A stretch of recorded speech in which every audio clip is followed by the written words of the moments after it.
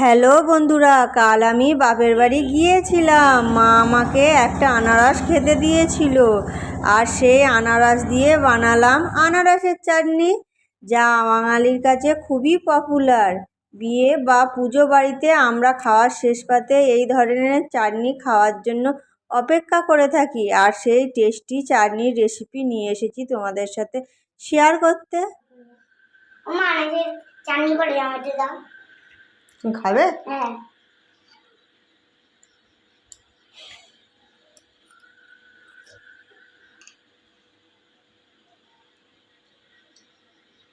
কেমন হয়েছে? ভালো হয়েছে।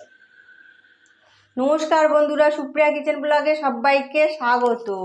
আশা করি তোমরা সবাই খুব ভালো আছো। আজ আমি তোমাদের দেখাবো অনুষ্ঠান বাড়ির স্টাইলে খুব টেস্টি আনারসের চাটনি।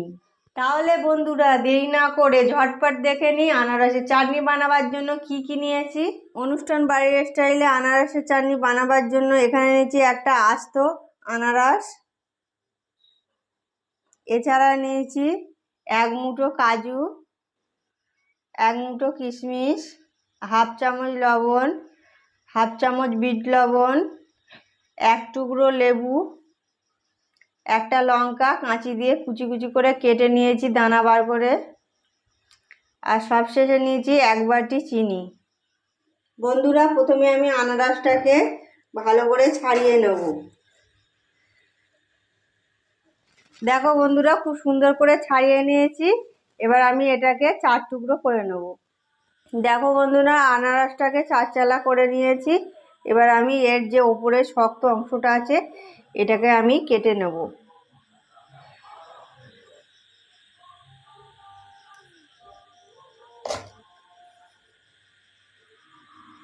এটা খাওয়া যায় না, তাই আমি কেটে বাদ দিচ্ছি।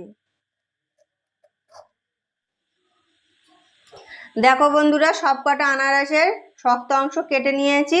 এবার আমি 3টে আনারস গ্রেট করে নেব, আর এই একটা আনারসকে ছোট ছোট করে টুকরো টুকরো করে কেটে ফিরে আসছি। আনারসগুলো গ্রেট করা হয়ে গেছে, আর এক টুকরো সরু সরু করে আলু ভাজার মতন কুচে নিয়েছি। এবার আমি চাটনি করা শুরু করে দেবো। সেই জন্য গ্যাস অন করে কড়াইটা গরম করে নিয়েছি। এবার সেই কড়ার মধ্যে দিয়ে দেব গ্রেট করে রাখা আনারসগুলো। এবার এটাকে একটু বাটি ধোয়া জল দিয়ে দেব। দেখো বন্ধুরা, বেশি জল দিলাম না, খুব সামান্য জল দিলাম, জাস্ট সিদ্ধ হওয়ার জন্য, কারণ এতে থেকে আরও জল বার হবে। এবার আমি এটাকে 5 মিনিটের জন্য ঢাকা দিয়ে দিলাম আনারসটা সিদ্ধ হওয়ার জন্য। 5 মিনিট পর ফিরে আসলাম। এবার আমি ঢাকনা খুলে কুচে রাখা যে আনারসগুলো ছিল সেই আনারসগুলো দিয়ে দেব, দিয়ে একটু নাড়িয়ে দিয়ে আরও 5 মিনিট সিদ্ধ হতে দেব। আরও 5 মিনিট পর ফিরে আসলাম। এবার আমি ঢাকনা খুলে একটু নেড়ে চেড়ে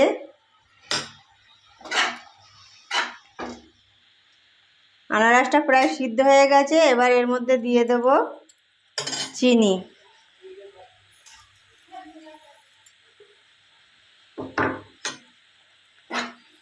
এবার চিনিটাকেও একটু নেড়ে চেড়ে ঢাকা দিয়ে দেব। চিনি দিয়ে 5 মিনিট ফোটানোর পর ফিরে আসলাম। এবার আমি ঢাকনা খুলে বাকি যে সমস্ত জিনিসগুলো ছিল সেগুলো দিয়ে দেব। প্রথমে দিয়ে দেব কেটে রাখা শুকনো লঙ্কা, তারপর দিয়ে দেব কাজু, তারপর দিয়ে দেব কিশমিশ,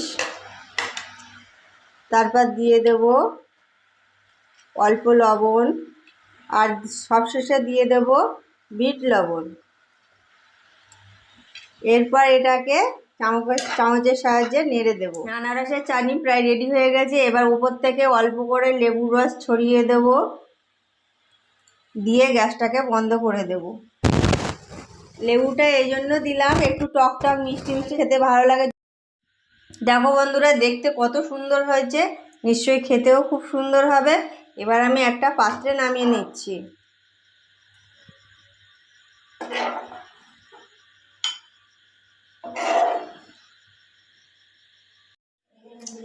অনুষ্ঠান বাড়িতে খাওয়ার শেষ পাতে আনারসের চাটনি পরিবেশনের জন্য পাত্রে নামানো হয়ে গেছে।